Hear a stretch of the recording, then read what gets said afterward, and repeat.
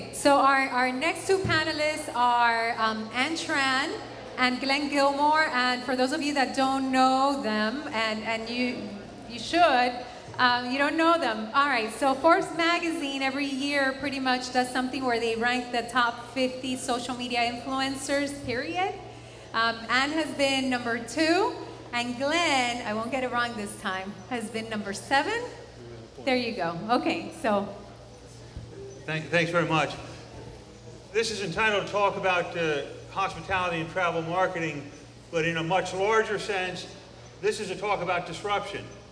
We're at a social media digital marketing conference, and so the overarching topic is all about disruption. How do you prevent yourself from becoming Uberized?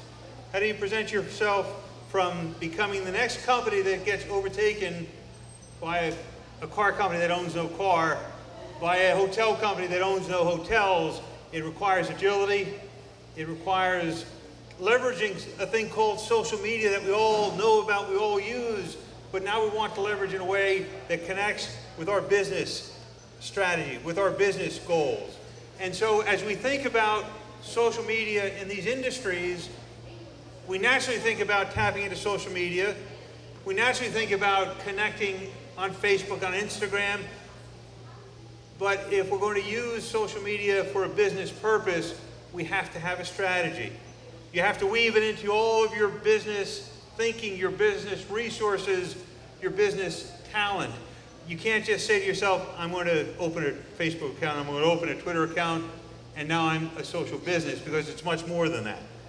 Right. First of all, I just want to say thank you so much for having us here. And as far as just having a plan, having a strategy, an example I want to give, because we had used an example with Instagram. So I just had a conversation with an influencer where he only posts Instagram when he has time, let's say, right? But that's not a good idea. You need to post consistently across the board. And even at that, you need to be different across the different stations, because I don't want to turn on the channel per se, or a TV station. So Facebook is one station, Instagram is another station, and Twitter.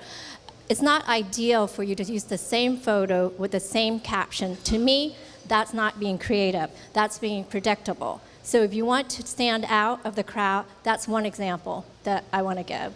And really, when we talk about being strategic, that's the point of it, which is to actually put thought into your presence on each social network. It can't just be sloppy. It's got to be part of a global plan to help you achieve whatever your efforts are. So think about that when a new platform comes along and you decide, all right, I'm now going to Periscope, I'm going to Meerkat. What are you going to do there, and why are you going to do it? What's your strategic purpose? Because in this new age in which companies like Uber and companies like Airbnb come in, you're going to see that their agility to offer things like Wi-Fi is always free if you go to Airbnb. If you use Uber, you don't have to ask whether or not they accept your credit card, because you know they do. You don't have to wonder what route they're going to take you on. So in this digital age, you have got to be prepared to differentiate yourself by tapping into social. And the wonderful thing about social media marketing is that it lets you compete with the biggest brands around. True. You don't need to have, I saw an article, you don't need to have a lot of money to run a social media campaign. Obviously, that's always useful and helpful, but you could be smart about it. So back to my Instagram example. So let's say you're not traveling that week, but you travel 2 weeks before. So build up that library of photos and, post your money shot for your client during that time. But if let's say you have some wine pictures, save those for Wine Wednesday. Save content for future. You don't have to always working all the time. Create that content, library content. And that's again trying to use a technique. I'm right now in Miami. A lot of you are from Miami. I'm a Jersey boy. I'm going to tell you that this Jersey boy who travels a lot thinks Miami is pretty darn cool. So I'm going to be taking up a lot of Instagram photos, and a lot of photos that I'm not going to post today, but I'm going to post them later because it's just a cool, hip place. So think about that as well. Wherever you are, there's coolness to your community if you just step back for a moment. And as Ann said, leverage that, because that's how you'll differentiate, that's how you'll compete in today's market. And Ann is somebody who, if you follow her and Tran, you'll see that if she's not here in Miami, she's in the south of France, or she's in Germany, or she's on a cruise. She generally has a bottle of champagne as opposed to a bottle of water. But what she's doing is she is helping these big brands create more of a local sense. And do you want to talk about that, Ann, how you do that? Yes. Just being yourself. They will see through your unauthenticity. You need to be authentic. They'll see right through it. And I'll cover that part a little bit later. And I share my journey, across Facebook, Instagram, etc. And the takeaway for me is when the folks are so excited that when I'm announcing that I'm about to take a cruise, and they want to follow along, and when I'm stopping by their country or city, Dubai or whatever, and they're like, hey, can we meet for coffee? That to me is, genuine social media bonding. And for all of the CEO types and the CFO types who are always concerned about what's the return on social media, the return on social media is a return that's important for business always. It's about creating relationships. And that is powerful, because when you're in business, you don't just want one-time deal, you want a relationship, because that sustains your business and that sustains your future. And it's difficult at times for some people who are more accustomed to traditional marketing to say, well, I can see that it went to 100 homes, but you can't see how many people opened up that magazine or opened up that newspaper. We can tell you who went and looked at our content and shared our content. Well, you can look at the impressions and the retweets and the engagement. And with social media and marketing and real life, people forget that, like you said, it's not a one-time thing. So let's say we meet at the bar, we say hi, we exchange numbers, whatever, right? But then you take that relationship to the next date, friend date, boyfriend, girlfriend date, whatever. But it needs to build. It's not overnight, just like your social media presence and campaigns. It's a relationship more than just a campaign. If you're just doing a one-time campaign, you're done. And then what's the next thing, Absolutely. This is about building relationships. And as Ann has just pointed out, it's not going to happen immediately. You may sense some magic immediately. But building trust takes time, and that's important within the social space as well. Social media is no longer an option. We understand that point. But a point that I'd like to make as well is that social media gives you, whoever you are, whatever you are, the ability to compete with the biggest in your field, in your industry. So Nico Hotel, which is kind of a niche hotel, not only do they have a Twitter account, they also say, by the way, if you have a question, tweet us. And they have it on their Twitter account for their hotel. And you can bet, when I stayed there, I tested it. When a lot of other people say they tested it.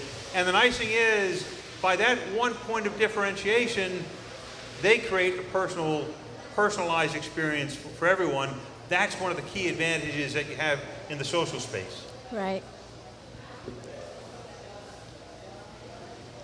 I got 99 problems, but Twitter ain't one. There are many, many social networks.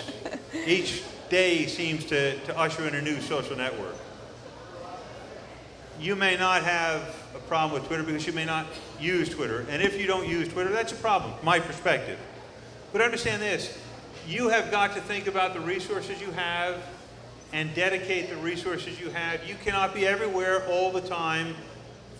Figure out what your personal comfort zone is, but also make sure that you're fishing where the fish are, that you know where your customers are, where your community is, and you find a voice there. And if you're not comfortable with the platform immediately, it takes time. Twitter, if you don't use it, it's going to take you about 3 months before you figure it out and suddenly have an epiphany. If you don't give it that 3 months, you'll never figure it out. I'm still figuring out social networks. It takes time, as Ann said a moment ago, in building relationships and also working with various social platforms. Right. With Twitter, when I first got on, I actually sat back 6 months and watched and just observed. That's the best way to do it. And even if you don't have the manpower to have an account in each channel, just make sure that you secure your name brand so that way it's consistent across the board. So that way you don't have one name for Twitter and a second name like Tran Fashion, which is what I have, because the name has taken. So you want to brand your name, and make sure it's straight across the board. And as far as Twitter and on any other account, just sit back and watch. Even on Periscope, I'm not even very active on it, but I did open the account, did a couple, tweets, but my following is growing organically because I have such a big following on Twitter. So if you have a huge following on one channel, that is going to direct your followers to check out your Periscope. Like, hey, I want to see what she's doing on Periscope. I want to see what she looks like, that sort of stuff. So just go ahead and open the account, secure the account, and just let it grow organically through your other channels. It's a crucial point that Ann is making. One of the courses I teach at Rutgers in New Jersey is a course in crisis communications and brand management. If you miss the boat on securing your brand within a particular new network, you may miss that boat entirely, meaning that your brand is going to be diminished. Your brand may also be not just diluted, but it also may be corrupted by someone who's grabbed your brand because you just weren't excited about that new network. Even if you don't think you're going to use it today, protect your brand at all times. I also want to add one thing. I started out with Trendy DC. What is that? And you started with something else, didn't you? I was originally Trend Tracker on Twitter. Right. So I saw an article about how using your real name. So when we do searches or job searches or when recruiters are searching for you, they're going to look for Ann Tran, not Trendy DC. Who is that? What does she do? So you might want to consider using your real name to brand yourself. And on that, for example, I have an account called Travel Esquire. I use that as my niche account for travel. I also have Glen Gilmore, which is my primary presence. But one of the techniques that you might want to think about is doing that, but absolutely first and foremost, get your personal brand. And don't forget, the brand you've got to worry about most always is your personal brand, because you can't do anything for anyone else unless you protect that personal brand. In this space, you've got to ask yourself, if you're doing this for business, are you a social business? Challenge your business when you ask that question. And by a social business, we mean this. It's not just one person who's doing all your social networking, all your social presence. You've got to weave it into your marketing. You've got to weave it into your creative. You've got to weave it into your talent, because the secret of social media is a lot of work. And team building and aligning yourself with the right team and with the right folks that will complement each other. We recently started Influencer Chat, and we're actually going to be on tomorrow at 2:30 to speak about influence. And we have a chat every Tuesday at 8 p.m. So my point in that is that when we first started, it was just Rebecca Radis, which is here. She's here right here in the orange down there.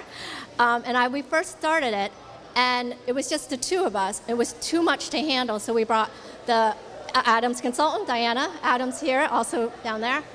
But the point is, build a team, collaborate with folks that's going to complement the team, so that way you can grow with your team and your brand successfully.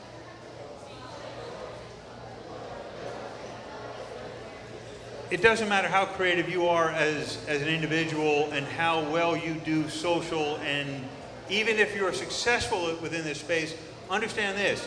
If you're using social media for a business purpose, you've got to think of it in a business-like way, meaning doing what you're doing here today, which is to dedicate time to continually evolve and learn from others.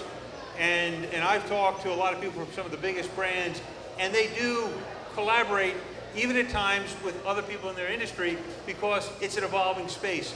We're all learning. Yes, and it's growing, and you got to keep on top of technology. I was away in Europe for 6 weeks, and I guess Blab came out during that time, and I saw an article on it. And so you have to always be online reading, see what the technology is. And I know that I needed to get on Blab, but being on a cruise, Wi-Fi isn't, ideal. So in any event, I knew as soon as I get home, I need to look into it. So you always need to be on top of the game. So we did our first Blab last night, which I'll go into it later tomorrow. And returning to underscore the point of preserving your brand, as Ann and Pam Moore, Pam Marketing Nut, and Adam Consulting and a few others last night were talking about Blab, I said, oh no. Not another one. Not another one. But I went there last night and I secured at Glen Gilmore, at Travel Esquire. Sorry, you can't have it. Think about your brand all the time. Make it front and center, because if you don't, you're gonna lose it. I had the privilege of talking to the person in charge of social media for the Waldorf Astoria, a luxury hotel that occupies a city block in the city of New York City. And she was telling me that they have some core principles. They actually have a person who just handles royal welcomes. And by royal welcomes, they mean royal family welcomes. Just to help you understand the sort of community that they deal with at the Waldorf Astoria. And one of the points that she made to me is that in this social space of social hospitality and travel, we get all excited. But she said, never lose sight of the fact that discretion to your customers is crucial, that you need to think about working with the team in your organization to include legal, to include customer service, because you're all of those things now. And do have fun, but always have attention to that strategic purpose as well. Right. So I see a slide up on German tourism. Is that up? Well, no, we've got. Let's move to one that is all about Ann Tran here.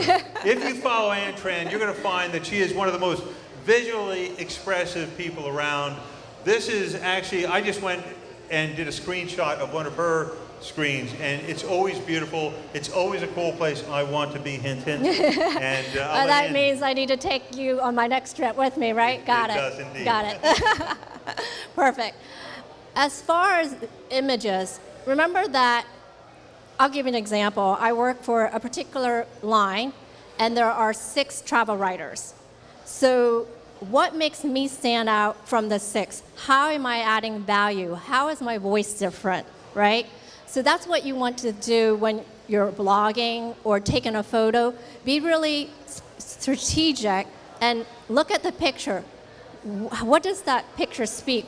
Is it going to show emotion? Does it want the person to come and go travel? So you want to entice that feeling, right?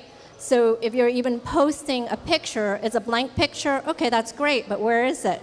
Tell me something, you know?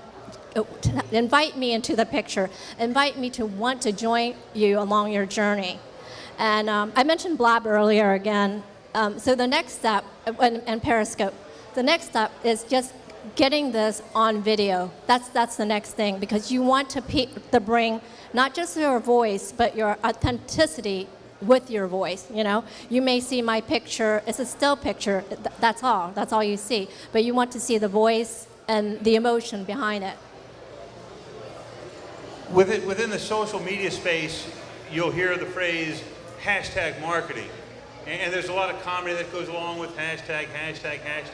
We get a little tired of it at times. But one of the things that you have to understand about this notion of hashtag marketing is that it's a technique that allows you to reach and target the content you share. And that could be a session to itself, the notion of hashtag marketing. I just want to, and Ann and I just want to flag for you the notion of leveraging certain techniques, using targeted hashtags being one of them. Right. And the hashtag also weaves in your story and your brand. So let's say if you're working on a campaign with 10 other influencers. When you use a hashtag across the board, let's say Google Plus or something, you want to, I'm competitive, sorry. You want to be the one when they search the hashtag, let's say love travel, right? I want Ann Tran to be on top. So, you know, use that hashtag to your advantage. So when your client pulls up the hashtag, they're like, wow, Ann's doing a good job. She's everywhere, right? So that's what you want to do. You want to add, do you want to talk about pound ad, since we're talking about hashtag? One of the other topics I teach at Rutgers, I'm an attorney by profession. And so I teach social media law. And there's actually a body of law that goes along with social media marketing. And if you watch Ann in her content sharing, you'll note that she always places a disclosure. And that disclosure is a simple hashtag called hashtag ad. And do you want to elaborate on that, Ann? Yes. So if you're even getting a free cruise, or if you're getting paid, or even if you're getting a free telephone, and you're like, wow, check out my phone, I love this, make sure you indicate the word pound ad, because it links your relationship with the brand.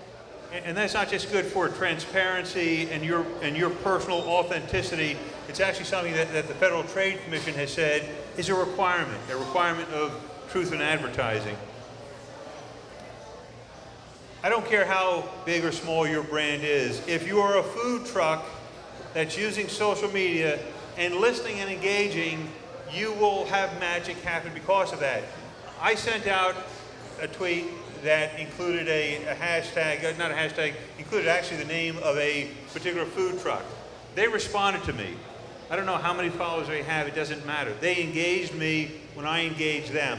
Before I leave here in Miami, I'm going to look for their truck because they seem like really cool people. I'm going to guess they have really good food, and they're part of our presentation. The power of listening and engaging.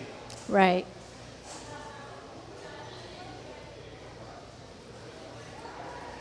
Your customer has a megaphone, and that megaphone is much more powerful than this microphone right here.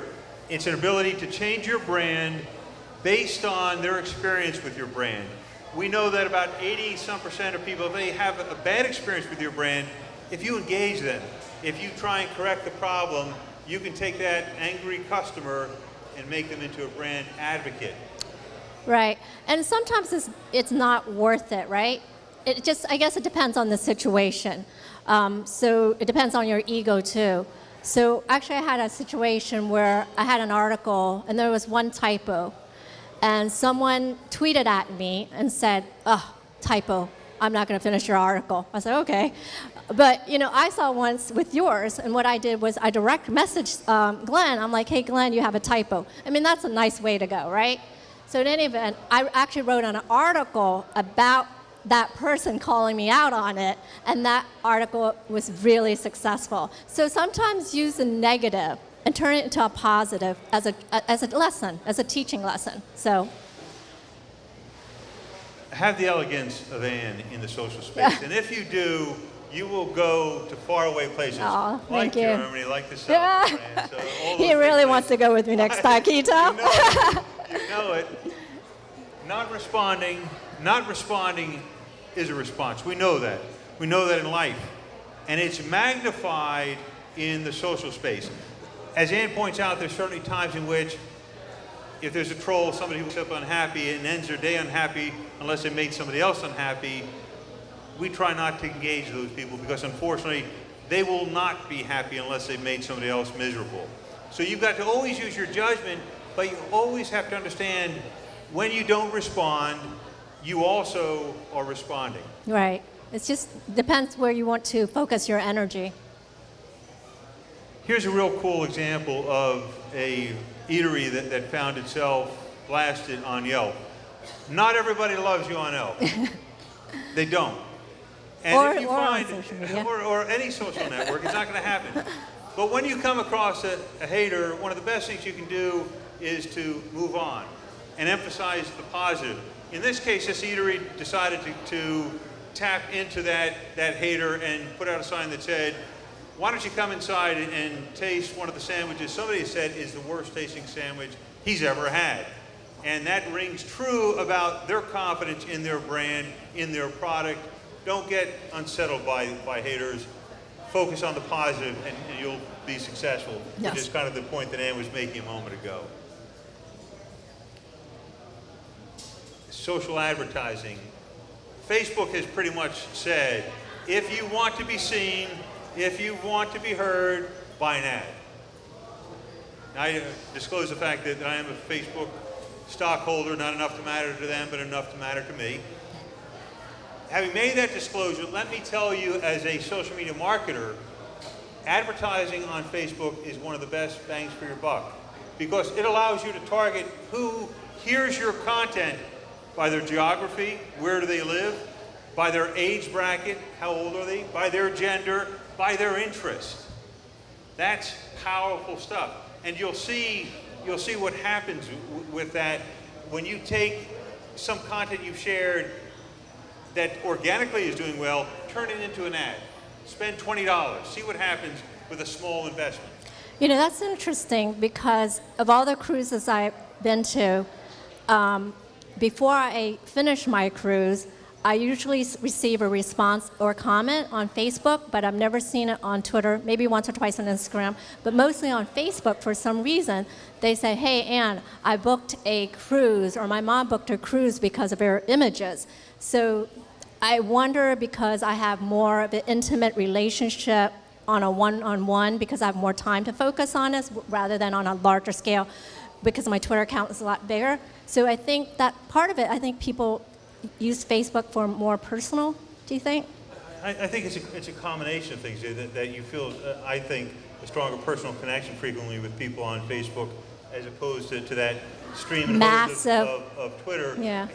And I always tell, as I work with brands, what's the ROI? I want to see that sort of evidence of an ROI. I want to say that somebody has booked a trip on my cruise line, Dreaming Ahead. Make sure you take a screenshot and send it to your client. Absolutely. We've got to invest in technology, but one of the cool things is that the social networks themselves, especially in the case of Facebook, is helping brands become more digitally astute by, for example, if you have a business Facebook account, you can contact them and say, I want a beacon. And a beacon is this simple device you'll get in the mail. It doesn't cost you anything to get it, to have it, to maintain it. You just take it out, stick it on a wall, and it will help engage customers through their Facebook account as they come into your establishment. Leverage social media and pay attention to what they're doing to make your job easier. Mm-hmm. I recently have had the privilege of going to Jordan as a guest of the Jordanian government, and I was there as a sponsored travel blogger. And when you go to places that are pretty cool, like Miami, you can take some pretty cool shots that get a lot of people interested. So I happened to make a collage of 4 photographs and tweeted about it to my niche account, 25,000 closest friends. But that had organically about 300 retweets. Jordanian Tourism Board saw that organically, that particular content, that particular tweet with those photographs were connecting with people. They turned it into a Twitter ad. And you can see powerfully that number went up to about 1,800 retweets, and I think startlingly about 1,500 favorites, which to me says people are actually thinking about going back and to that tweet and maybe going to Jordan as well. And to add to that, so that one's popular, right? So if you don't know it already, I would take that and pin it on top of my Twitter page to even get more traction for the client. And I would even take that screenshot and share it on Facebook and Google Plus to get more engagement for the client. That's what I would do. Note to self, add that to the Facebook. Yes. Thanks, Ann. We talked before about how powerful video is becoming. And we know that we see it in the live streaming, but we also see it in the fact that YouTube, owned by Google, is now the second largest search engine out there, because we're interested not just in photos. The visual web is becoming the video web, and now the live streaming web. And Ann, in one of her influencer chats, made a great point about that. Right. So I mentioned about Blab earlier. We have a weekly influencer chat, which we had last night here. And it was the first time where our audience were able to meet all 3 of us through video live streaming. And it was actually the very first time Diana, Rebecca, and I have met in person in real life. And we've been following each other for 5+ years, and we have been working together on this influence chat for, I don't know, since April? Right. So what we were talking about authenticity, et cetera, right? And what came out of that Blab chat is so wonderful. And the why it was wonderful is that we have loyal followings that participate in our chat every week. We trend every week. There are about 200+ chats, and we're always trending. Sorry to brag on this one. but we beat Trump. I mean, that's huge because you know how controversial he is. We're not controversial. But in any event, so on the blab, the audience, I mean, these were the general comments that, wow, your tweets, your Twitter chat matches with the video. I mean, that's the biggest compliment that you can get. Just like if you follow Glen and you meet him in person and he's just walked out of the computer screen and Glen is as is. And this is the third time we've been together through conferences, et cetera. And he's a complete gentleman and just exactly as he is. So that's great with the picture, posting, et cetera. But with the video, you can't hide. So if you want to build your brand, I believe that that's where you need to be on. It's, again, a trend that we have to tap into. And the next trend that we're all now struggling with, and we're struggling with it in different degrees because it's new. And it depends on where your comfort zone is. But we don't get a chance for a second chance unless we delete what we've shared, and that never quite seems to work. It's live streaming. Yeah. And I would just say the cool thing about these platforms, whether it's Meerkat or Periscope or Blab, is this wonderful ability for you to just very simply share your world in a much deeper way than even a photograph shares it, in this very real world. And if you want to add to it, don't just show what you're seeing, but give a little bit of a narrative to it as well. It's more intimate, it's live, it's unscripted, that you can use that to set yourself apart because, speaking and having conversations sometimes isn't always easy, public speaking, right? Sure. And yet when we talk about strategic alignment right at the very beginning of this presentation, even with a live streaming platform, we should think about there will be spur of the moment times in which you'll use a live streaming app. But you should, when you're using it for your brand, ideally, you should be thinking about lining some things up. What will the background be? What will the noise level be like? I just recently bought this new microphone because it's supposed to reduce the wind from when I'm outside. So invest in making your production, even when it's on a live app like this, as professional as you can under the circumstances. Influencer marketing is really Ann's brand first and foremost. So Ann, why don't you just share a little bit more about the notion of influencer marketing, what it means and how it helps differentiate? Well, influencing, you're not going to be considered an influencer unless you have loyal fans and so forth, right? And you're not going to have loyal fans unless you build that community. And it takes time. So just in day-to-day friendship relationship, you have to build that. You have to go to conferences, meet people.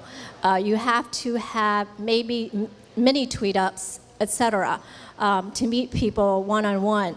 And the reason why I felt the need for influencer chat with Rebecca and I when we first met via phone is that as an influencer, what are you doing? And then the topic's going to be there tomorrow, so I don't want to go into it, but let me just kind of wrap this up. But as an influencer, what are you influencing? What is your brand? How are you doing it? So you have to be really, really be strategic in how you market yourself. Do you want to influence in the way of being informative, educational, salesy, that sort of stuff? Whoever you are, you're an influencer. You may be good at it, or you may be bad at it, or you may not have invested any time in it, but whatever you want to do in life, whatever you want to do for your brand, your personal brand, your business brand, invest in becoming an influencer, which is really about sharing your passion. And if you share that passion, I guarantee you, I will guarantee you. I don't know what you get if it doesn't work, but I will assure you that if you invest in sharing your passion, you will make connections through social media that will boggle your mind, both for your personal brand and for your business brand. Right. And again, what is it that you want to do, experience or tips? So if you're going to events or if you're getting constant questions about the same questions, write about it, share about it. The question I get asked the most is, how do you get so many followers? give that information away for free, educate people, just share that, help them build their brand. As far as travel, if that's what you want to do, then focus on it. Make yourself stand out by your photos, images, and captions. Make your voice stand out above the millions of folks. And so the way I see the social media is like a TV station. So you've got all these different stations and channels. And you only have, 5-8 seconds of that person's time.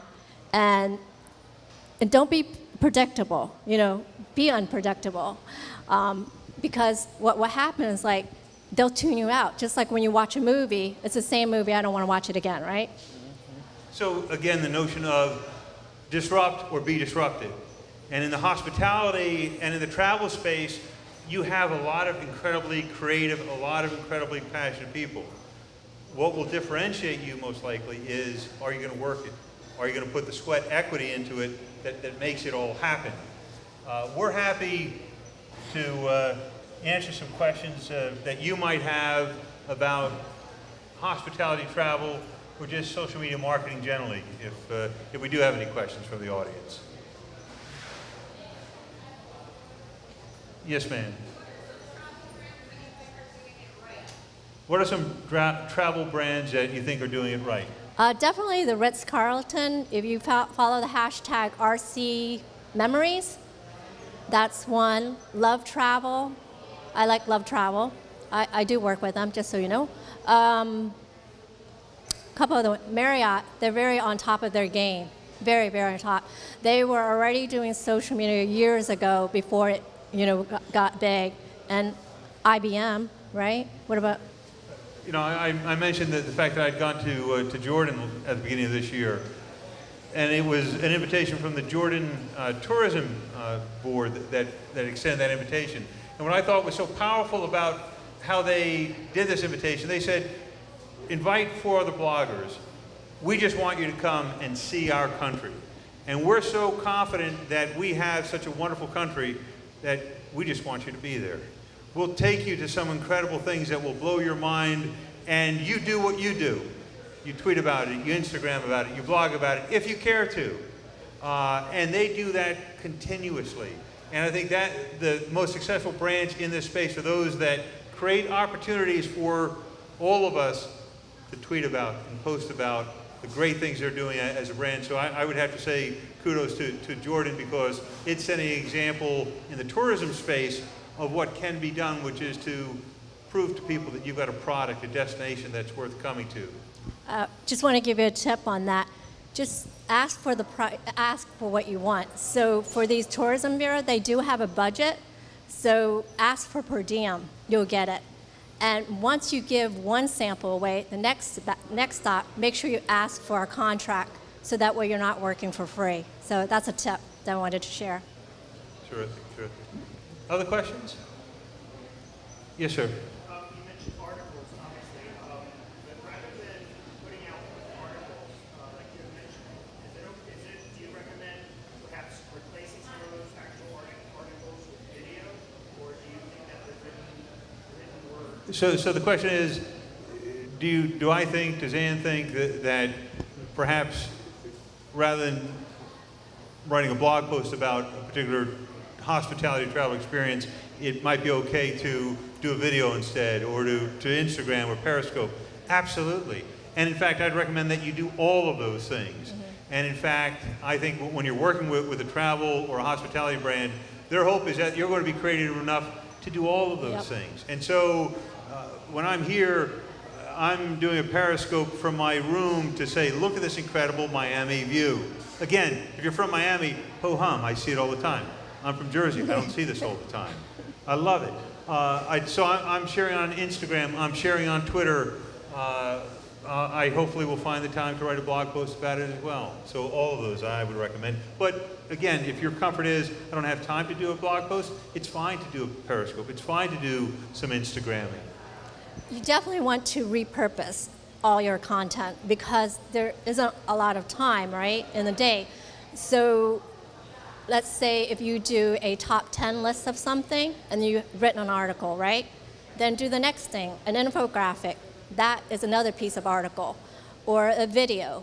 you always want to do that. You want to have a social media presence, depending on your manpower, across the board. So definitely repurposing is the go-to. And I would also note too, when you're repurposing, I know, for example, that on Instagram, I can share a ton of photos, pretty rapid succession, and I'm not going to really offend anybody. You don't want to do that on Facebook because you will get yourself unfriended in the process. So you've got to have sensitivity about the platform that you're using, of course. Sir, you had a question? Yes, you mentioned that there's a lot of legality now on social media. Is there any place that we can go to for resources as far as contracts? First freebie, then second one, there's no contract, you have to get the promotion. Where can we get access to these resources? So the question that you're asking, which is, where do you find information about creating contracts with a brand or the like? That really isn't social media law, but which is about requirements of transparency and advertising. That's as an attorney without offering legal advice, that's really traditional law. That's contract law. And that really comes about through the process of you having demonstrated to a brand that you can deliver. You can deliver that engagement, you can deliver that intention and that brand promotion, and once you've done that, it's a matter of negotiating. But ultimately, for a written contract, it doesn't hurt to actually go to a lawyer, perhaps. So for me, initially, I may have a few offers in a month, and then once I started building my brand, I may have 30 in 1 month. So when you know when you're getting 30 in 1 month, you're doing something right? And remember, some brands will not offer the money until you ask. So what they'll do is they'll send you this really nice long email, how great you are, and then there's nothing, right? So you're looking for that fine line print, whatever. It's like, we would like to do this, work with you, whether in exchange or actually they're going to pay you, and you're looking for that exact sentence and you don't see it, ask. Because you know what happens when you ask? The price comes out. They'll say, well, we're offering this. You have to ask. But you have to understand it takes a long time to build your brand. Like I said, the first time, the first month I had 3 or 4 offers, but later on, it was like a balance. Which one do you want to pick? And remember, your time is money. Do I really want to go to this Vegas trip where they take me to all these shows and put me into a 5-star hotel, feed me, blah, blah, blah? Well, you know what? Time away from my family, that's important time to me. So it just depends, where you are in your social media presence. Yes, ma'am.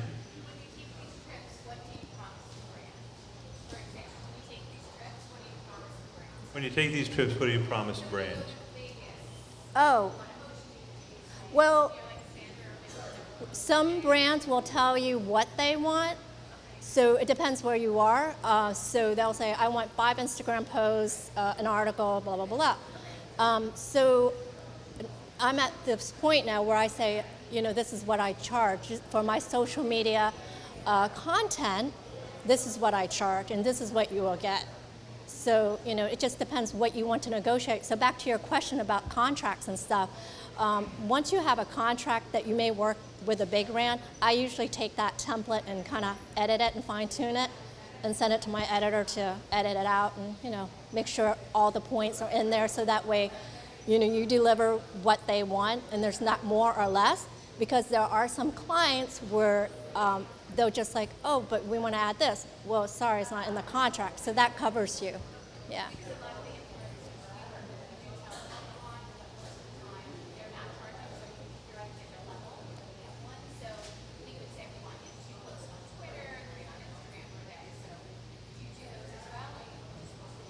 So just for the rest of the audience, the question is. You have good ears. The question is, do you actually, when some brands don't put out actual requirements, some do say that they want a certain number of tweets, certain number of blog posts. How do you interact or judge or gauge that when you have that? I mean, if I really want to go, let's say, because I think it's going to benefit my brand some way, somehow. So you have to weigh that in. What will I get out of this? Brand exposure, but I'm not getting paid. But if the brand exposure is much greater, then take it. So you just kind of have to gauge that. And the question is, just how do I react to these people, I would say thank you for the opportunity, but my rate is, et cetera, et cetera. And sometimes it works. Sometimes they'll just do it. And sometimes they say, sorry, it's not in our budget. That's fine, you know? But just ask, and you may get it, right? And I can tell you, for example, with the trip to Jordan, which included going to the Dead Sea, going to Petra, doing like this 3-hour camel ride, retracing Lawrence of Arabia's journeys, they said to us, the invite is an invite, just to see. We have no expectations from you as to whether you blog, post, Instagram. We know who you are, and that's a matter of taking time to decide who you give an invitation to. And so they knew in their minds, ain't no way this person is coming without blogging, tweeting, Instagramming, because it's what we do. So it's a cautionary note for brands. Invest some time in figuring out who your influencer might be that you extend an invite to. And if you do, saying I want 2 tweets a day or I want to, may not be the best approach, because organically it's likely that sort of an influencer is going to far exceed your expectations. Any other questions that we might have? On Twitter, on Periscope, and Tran, on Twitter, on Periscope, Glen Gilmore, and a few other layers. You can send us a tweet, send us a message. The key point is that you invest time in your social networking, whether it's for your brand as a business or your personal brand. Thanks for being with us. Thanks for your Thank you for your time. Thank you.